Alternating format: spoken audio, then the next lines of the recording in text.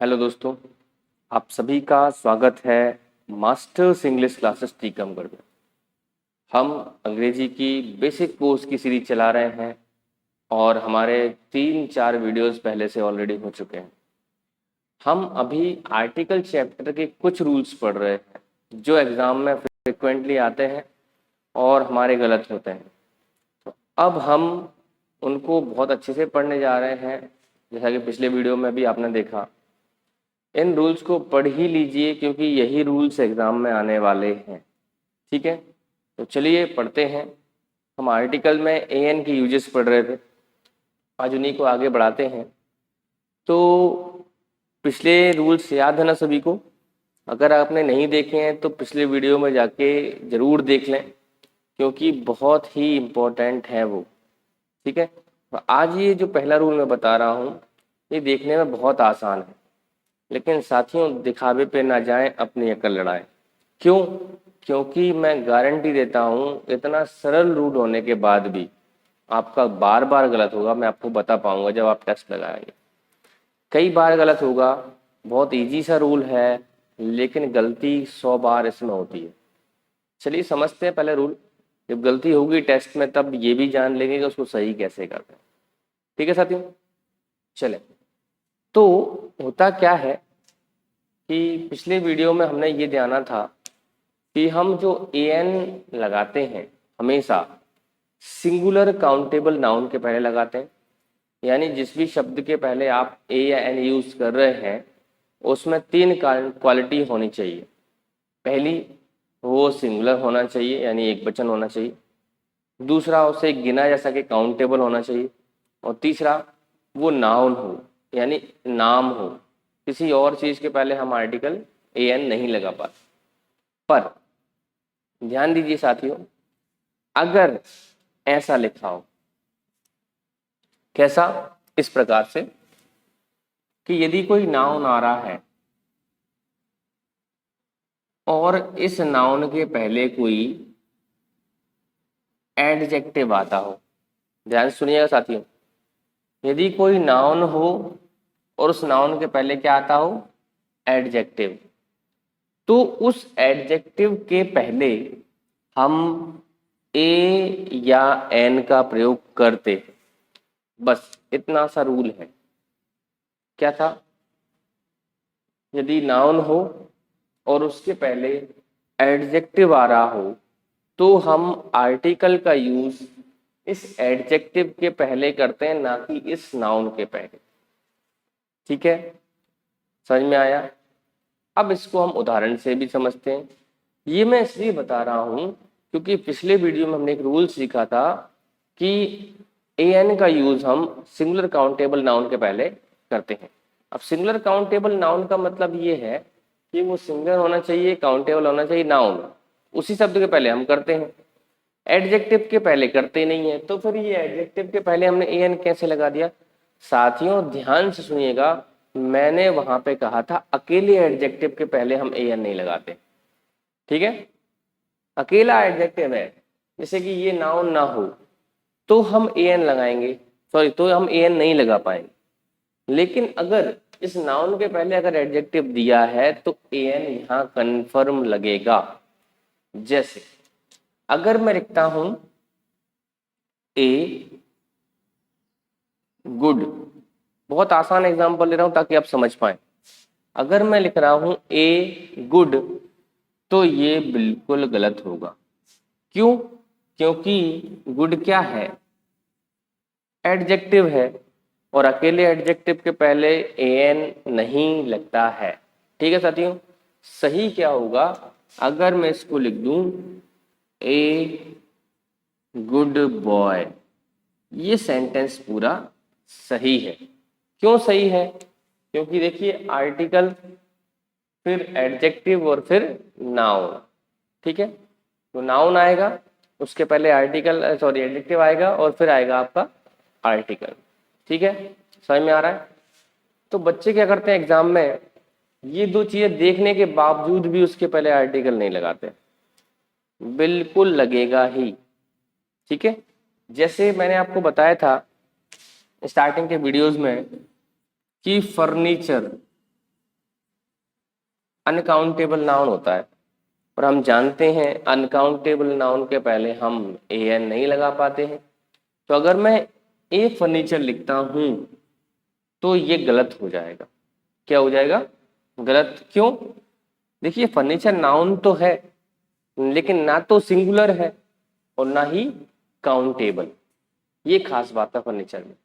अब अगर हमें इसके बाद कोई शब्द मिल जाए, जैसे कि मैं लिखूं फर्नीचर शॉप, क्या हो गया? Furniture shop. तो फर्नीचर देख के बहुत से बच्चे यहाँ पर ए एन नहीं लगाते। ऐसा नहीं है साथियों, यहाँ पर हमारा नाउन बदल गया है, हमारा नाउन हो गया है शॉप। अब शॉप की विशेषता, शॉप किसकी है? फर्नीचर की। तो अब जो फर्नीचर है ये बन गया है आपका एडजेक्टिव, और नाउन तो हमारे पास पहले से था ही। तो नाउन के पहले जब एडजेक्टिव होता है तो हम उसके पहले ए एन लगाते, और ए एन लगाना तो आपको आता ही है। कैसे आता है? आप उच्चारण देख के ए एन लगाते हैं। देखिए फर्नीचर में जब हम बोलते हैं, उच्चारण करते हैं तो फा निकलता है, फा। फा व्यंजन होता है, इसलिए हमने लगा दिया ए। ऐसे ही एक और एग्जांपल दें, कई बार आया है, जैसे यहाँ पर पेपर में लिखा होता है एन वन आइड मैन। क्या ये सेंटेंस सही है? क्या ये सेंटेंस सही है? एन वन आइड मैन, जैसे ही बच्चे ओ देखते हैं एन लगा देते हैं। ठीक है साथियों, इसमें नाउन है आपका मैन। क्या है? मैन। वन आइड क्या है आपका? ये आपका एडजेक्टिव। अब ए एन लगना था, तो किसी को जो मान लीजिए याद भी रह गया कि नाउन है तो उसके पहले एडजेक्टिव है तो ए एन आएगा, लेकिन यहाँ आके गलती कर देते हैं। क्यों? क्योंकि यहाँ पर ए लगना है। वन का उच्चारण पढ़िए, वान, वन, वाह आएगा, और वाह आएगा तो यहाँ पर ए आएगा, क्योंकि वाह जो होता है वो व्यंजन होता है, ना कि स्वर।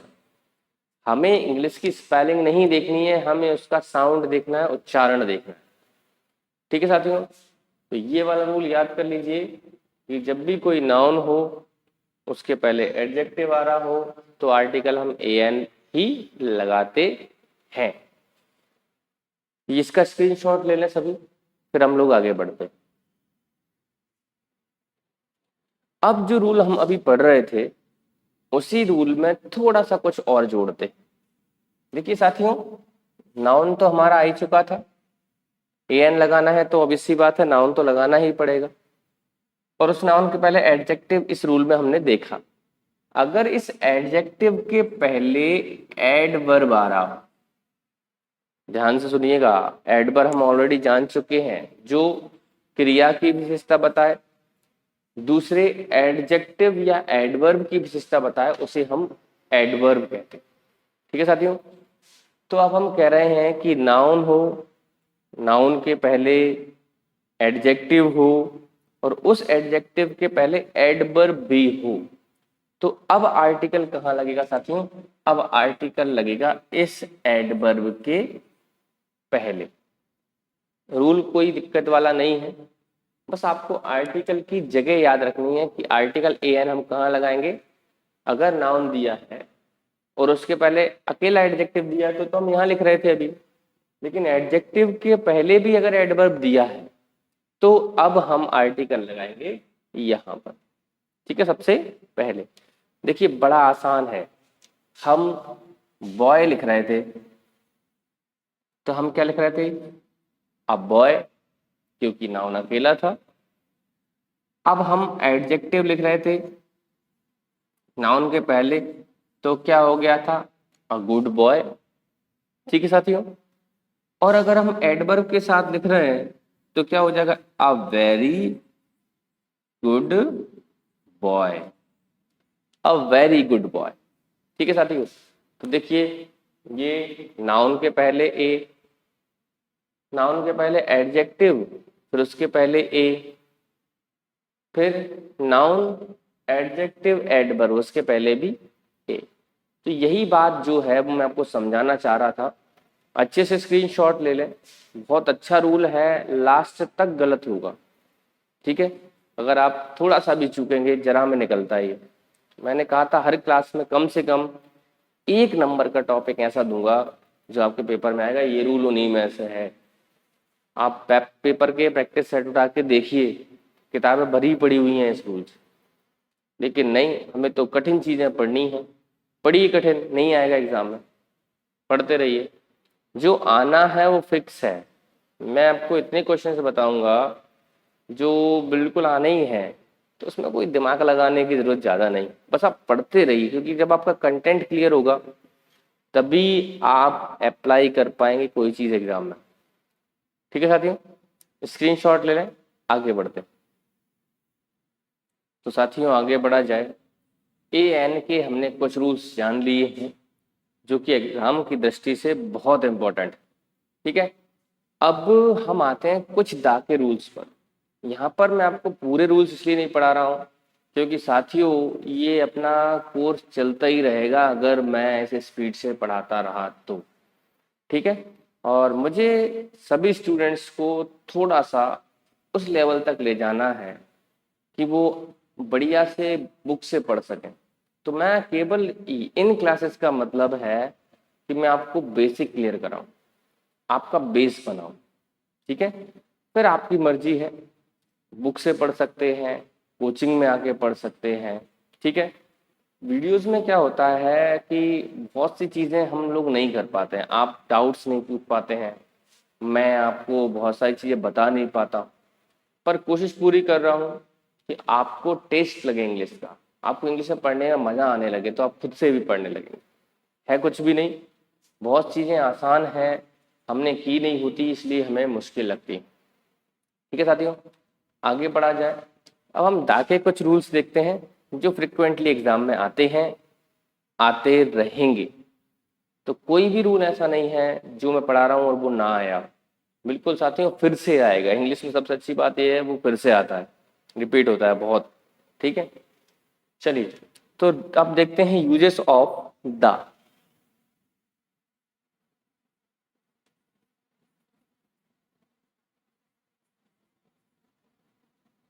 द का जो पहला यूज, बहुत कॉमन यूज जो आप लोगों ने पढ़ा है 10th में, 12th तक, जो आपने ग्रेजुएशन तक आपने पढ़ा है, वो बहुत कॉमन रूल मैं आपको पढ़ाने जा रहा हूँ, लेकिन आता है इसलिए पढ़ा रहा हूँ। जो अगर नहीं आता तो मैं आपको पढ़ाता ही नहीं, ठीक है। रूल क्या है, रूल लिखिए, रूल मैं लिख नहीं पाऊंगा बोर्ड पर, हाँ मैं केवल एग्जाम्पल्स लिखूंगा, आप, मैं बोल रहा हूँ आप रूल लिखते जाएंगे, ठीक है साथियों। क्या है कि सुपरलेटिव डिग्री, साथियों क्या बोल रहा हूं मैं, सुपरलेटिव डिग्री के पहले हमेशा आर्टिकल द आता है। ध्यान से सुनिएगा, सुपरलेटिव डिग्री के पहले हमेशा आर्टिकल द आता है। अब कुछ मेरे साथियों को, मेरे स्टूडेंट्स को ये समझ में नहीं आया होगा कि सुपरलेटिव डिग्री होती क्या है। तो साथियों घबराने की जरूरत नहीं है, ये वो कोचिंग क्लास है जो आपका एक एक डाउट क्लियर करेगी, एक एक सिंगल डाउट। लेकिन आपको बोलना पड़ेगा, कमेंट करना पड़ेगा, तो मैं चीज़ों को क्लियर करा पाऊंगा। मैं कोशिश तो ये कर रहा हूँ कि आपका कोई डाउट बचे ही ना, पर फिर भी अगर आपके मन में इतना सा भी डाउट रहता है तो आइए पूछिए। आप इस कोचिंग के स्टूडेंट हैं या नहीं है, कोई दिक्कत नहीं है, आप आके पूछिए तो सही। आपको जो मदद चाहिए वो मास्टर्स इंग्लिश क्लासेस देगा, ठीक है साथियों। चलिए, तो सुपरलेटिव डिग्री के पहले हम आर्टिकल द लगाते, ये हमने सीखा। अब बात आती है कि सुपरलेटिव डिग्री होती क्या, और सुपरलेटिव डिग्री तो छोड़िए, सर पहले ये तो बता दीजिए कि डिग्री क्या होती। तो चलिए मैं बताता हूँ आप, ठीक है साथियों। तो डिग्री,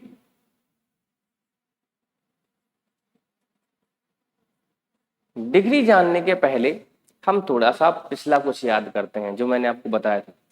मैंने आपको बताया था एक वर्ड जिसको हम कहते हैं एडजेक्टिव। क्या बोलते हैं हम, एडजेक्टिव। और एडजेक्टिव क्या करता है साथियों, पिछले वीडियोस में हमने देखा था, ये नाउन या प्रोनाउन की विशेषता बताता है। क्या करता है? नाउन या प्रोनाउन की विशेषता बताता है, उसे हम एडजेक्टिव कहते हैं। ठीक है, लेकिन बात तो हम डिग्री की कर रहे हैं। तो साथियों, डिग्री क्या है? डिग्री हमें बताती है गुण की मात्रा। गुण की मात्रा। अब गुण की मात्रा से कुछ आपको ज्यादा समझ में नहीं आया होगा। अब गुण की मात्रा हमें कैसे बताती है ये मैं आपको बताता हूँ। जैसे हिंदी में ही समझिए, इंग्लिश में बाद में जाएंगे, क्योंकि हम हिंदी हैं, पता नहीं हिंदुस्तान हमारा, तो हिंदी में आपको बातें बहुत अच्छे से समझ में आती हैं। तो पहले हम हिंदी में ही समझ लेते हैं, इंग्लिश में तो आ ही जाएगा, कोई दिक्कत नहीं है। ठीक है, तो गुण की मात्रा की कैसे जानते हैं? देखिए, जैसे मान लीजिए दो व्यक्ति हैं हमारे पास और दोनों ईमानदार हैं। अब ईमानदारी जो है वो ऐसा गुण है जिसे हम नाप तो सकते नहीं है। हम नाप सकते हैं क्या ईमानदारी को कि नहीं ये दीपक 4 किलो ईमानदार है और सुरेश 6 किलो ईमानदार है, ऐसा बोल सकते हैं क्या? नहीं बोल सकते। दीपक 3 मीटर ईमानदार है, सुरेश 6 मीटर ईमानदार, ऐसा बोल सकते हैं क्या? नहीं बोल सकते। तो क्या किया जाए कि हम ये बता सकें कि ईमानदारी इसमें ज्यादा है इसमें कम। देखिए मैंने क्या बोला, ईमानदारी इसमें ज्यादा है इसमें कम। तो ज्यादा और कम ये इंग्लिश में कैसे हम डिफाइन करेंगे, और उस गुण को लिखकर वो हमें बताती है डिग्री। तो डिग्री साथियों तो होती है 3 प्रकार की, ध्यान से समझिएगा। तो डिग्री वास्तव में है कुछ नहीं, एडजेक्टिव ही होता है। एडजेक्टिव को लिखने का तरीका है। लेकिन हम आते हैं पहले डिग्री जान लेते हैं। 3 डिग्रियां होती हैं। पहली होती है पॉजिटिव डिग्री, दूसरी होती है कंपैरेटिव डिग्री, और थर्ड होती है सुपरलेटिव डिग्री। ये 3 डिग्रियां साथियों होती हैं, पॉजिटिव, कंपैरेटिव और सुपरलेटिव। जैसे कि हमने लिखा है small, sorry small, SMALL। Small मतलब क्या होता है? छोटा। स्मॉल की कंपैरेटिव डिग्री हो जाती है स्मॉलर। इसमें क्या लग जाता है? ER लग जाता है, स्मॉलर हो जाता है। और कंपैरेटिव डिग्री होती है स्मॉलेस्ट, जिसमें EST लग जाता है। तो पॉजिटिव, कंपैरेटिव और सुपरलेटिव। जब मुझे किसी एक व्यक्ति के गुण बताने हो तो मैं पॉजिटिव का यूज करता हूँ, पॉजिटिव डिग्री का। दो लोगों में जब तुलना करनी हो तो तुलना को हम बोलते हैं कंपेयर, उससे बना कंपैरेटिव डिग्री का यूज होता है। और सुपरलेटिव, जब हमें कोई चीज ये बतानी हो, कोई चीज या तो सबसे छोटी है ना, या सबसे बड़ी है, सबसे अच्छी है, सबसे बेकार है, तो हम करते हैं सुपरलेटिव डिग्री का प्रयोग। ठीक है, तो 2 से अधिक लोगों की तुलना में सुपरलेटिव डिग्री आपकी यूज होती है। तो एक तो पहचान, देखिए मैं ये नहीं कह रहा हूँ कि ऐसा ही होता है, लेकिन 100 में से ये मान लीजिए 80-90% ऐसा ही होता है जो मैं बता रहा हूँ। देखिए अधिकतर वर्ड में क्या मिलेगा आपको सुपरलेटिव डिग्री में? EST मिलेगा। जैसे स्मॉल की स्पेलिंग तो अलग थी, SMALL, इसमें क्या जोड़ दिया हमने? EST, सुपरलेटिव डिग्री बन गया। कुछ में बिल्कुल अलग प्रकार के वर्ड होंगे, जैसे मैंने बोला ऑनेस्ट, ऑनेस्ट मतलब ईमानदार। अब ऑनेस्टर नहीं होगा, मोर ऑनेस्ट होगा, मोर ऑनेस्ट और मोस्ट ऑनेस्ट, मोस्ट ऑनेस्ट। ठीक है साथियों, तो आपको एक वर्ड ये मिल गया मोस्ट। ठीक है साथियों, तो या तो मोर आ रहा हो, सॉरी मोस्ट आ रहा हो, या फिर आपका आ रहा हो EST किसी एडजेक्टिव में, तो वो सुपरलेटिव डिग्री हो जाती है। अब नहीं होती है वो भी बताऊंगा, लेकिन अभी तो हम सीख रहे हैं कि हो कब जाती। ठीक है, तो अगर किसी नाउन के पहले कोई शब्द आ रहा हो और उस शब्द में ईएसटी लगा हो तो वो सुपरलेटिव डिग्री होगा, या मोस्ट लगा हो तो भी वो सुपरलेटिव डिग्री होगा। तो सुपरलेटिव डिग्री के पहले हमेशा हम आर्टिकल द लगाते हैं। इसको हम एग्जाम्पल से समझते हैं। देखिए, he is the most honest boy of our school.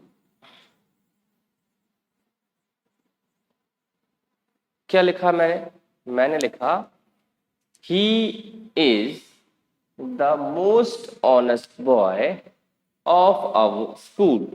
देखिए, बॉय नाउन था, नाउन के पहले एडजेक्टिव आ रहा है, लेकिन कौन सा एडजेक्टिव आ रहा है? सुपरलेटिव डिग्री आ रही है। मोस्ट लगाया कि नहीं लगा? और मोस्ट लगा है तो मैंने क्या लगा दिया? दा लगा दिया। इजी सा है। अगर यहाँ पे बेस्ट बॉय होता तो he is the best boy, तो बेस्ट भी क्या है? सुपरलेटिव डिग्री है। ईएसटी आ रहा है कि नहीं बेस्ट में? तब भी हम क्या लगाते? दा लगाते। तो रूल ये है। हाँ, इसमें एक चीज से आपको बच के रहना है। पहले इसका स्क्रीनशॉट ले लें, फिर हम लोग आगे बढ़ते हैं। साथियों, एक चीज का बहुत ध्यान रखेंगे कि मोस्ट हर जगह सुपरलेटिव डिग्री नहीं होता है। देखिए, क्यों नहीं होता है बताता हूं। पहले मैं एक एग्जांपल देता हूं, उससे आप समझने की कोशिश करेंगे कि सुपरलेटिव डिग्री है या नहीं है। मैंने लिखा मोस्ट बर्ड्स कैन फ्लाई। एक सेंटेंस और मैं लिख रहा हूं, वो और देखें।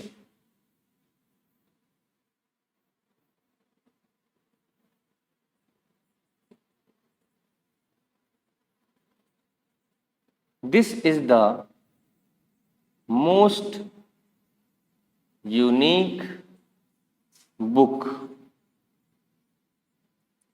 This is the most unique book. तो अगर हम पहला सेंटेंस देखें तो साथियों ध्यान से देखिएगा, बहुत अच्छी चीज सिखा रहा हूं, ठीक है? कि कब हमें मोस्ट के पहले दा लगाना है और कब नहीं लगाना है, ये चीज ध्यान रखें। यहाँ पे आप देखिए कि मोस्ट जो है, इसके बाद जो शब्द आया वो आया बर्ड्स।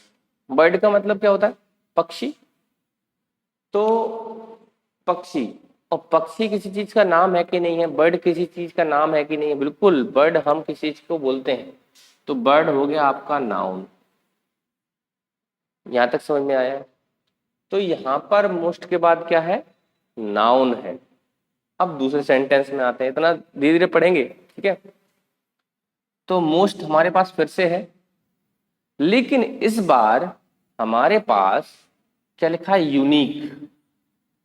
यूनिक का मतलब होता है अद्वितीय, जिसके समान दूसरा ना हो, उससे हम कहते हैं यूनिक, ठीक है?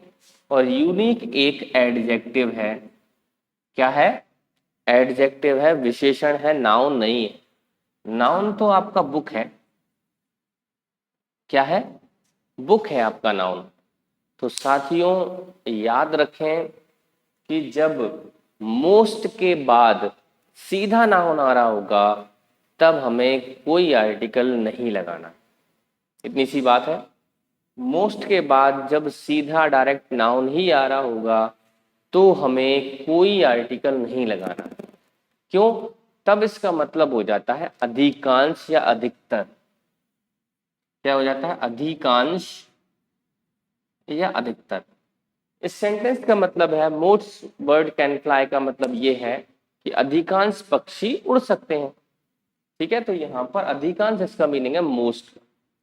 तो जब मोस्ट के बाद नाउन आएगा तो हमें मोस्ट के पहले कोई आर्टिकल नहीं लगाना। लेकिन जब मोस्ट के बाद कोई एडजेक्टिव आएगा तो हमें जरूर आर्टिकल द ही लगाना है, जैसे कि हमने इसमें लगाया। This is the most unique book. Book noun था, इसके पहले हमें मिल गया एडजेक्टिव और ये हमने लगा दिया है मोस्ट। मोस्ट के पहले क्या लगा दिया हमने, द।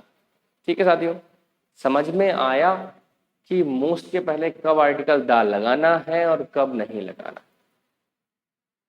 ठीक है, उम्मीद है यहाँ तक आपको समझ में आया होगा। साथियों, हमारी जो मास्टर्स इंग्लिश क्लासेस है, इसमें हम पूरी पूरी कोशिश करते हैं कि जो हमारे पास स्टूडेंट्स आते हैं वो ये कहते हैं सर हमें बिल्कुल अंग्रेजी नहीं आती।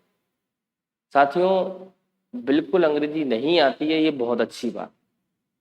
क्यों? क्योंकि आप कहीं अगर पढ़ के आ रहे हैं तो मैं ये नहीं कहता कि वो टीचर अच्छे नहीं हैं या वो क्लास अच्छी नहीं है, सभी अच्छे टीचर्स, लेकिन सबकी अपनी अपनी क्वालिटी होती है। कोई स्टूडेंट से कहीं से जुड़ता है, कोई स्टूडेंट कहीं से जुड़ता है। हम जो जुड़ते हैं स्टूडेंट से वो उनके लेवल से जुड़ते हैं, उनकी समस्याओं को समझते हुए जुड़ते हैं। कुछ बच्चे भीड़ भाड़ में पूछ नहीं पाते हैं, उनको लगता है हम पूछेंगे तो शायद हमारा मजाक उड़े क्लास में। बहुत से भीड़ में बच्चे नहीं पढ़ रहे, पर मैं आपको गारंटी देता हूँ चाहे भीड़ हो चाहे भीड़ ना हो, आपका कोई भी डाउट है पर्सनली आके पूछें, लेकिन डाउट नहीं होना चाहिए। हमने जो चैप्टर पढ़ लिया है उसमें फिर भी डाउट है तो आपका पढ़ना बेकार है और मेरा पढ़ाना बेकार है, हम दोनों ही व्यर्थ हैं। ठीक है साथियों, तो समय से पढ़ते रहें, अच्छे से पढ़ें। मैं आपकी गारंटी लेता हूँ इंग्लिश में कोई भी एग्जाम ऐसा नहीं होगा जिसका प्रत्येक क्वेश्चन आप सॉल्व ना कर पाए। आप अपना 100% दीजिए बस। मैं अपना 100% देता हूँ। हम जो पढ़ के जाते हैं उसमें से 1-2% भी बाहर नहीं जाता। बस ये होता है कि हमने पढ़ा ही नहीं होता। ठीक है साथियों, तो आज के लिए इतना ही।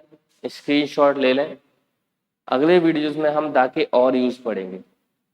जल्दीबाजी कोई नहीं है, जल्द ही 15 तारीख से हमारी ऑफलाइन क्लासेस स्टार्ट हो रही हैं। तो आएँ, पढ़ के देखें, डाउट्स लेके आएँ, बहुत सारे जो पढ़े हुए हैं अदर कोचिंग्स पे उन्हें लेके आएँ, पता तो चले कि क्या लेवल है इंग्लिश का। ठीक है साथियों, तो मिलते हैं अगले वीडियो में दाके यूज के साथ। हेलो दोस्तों।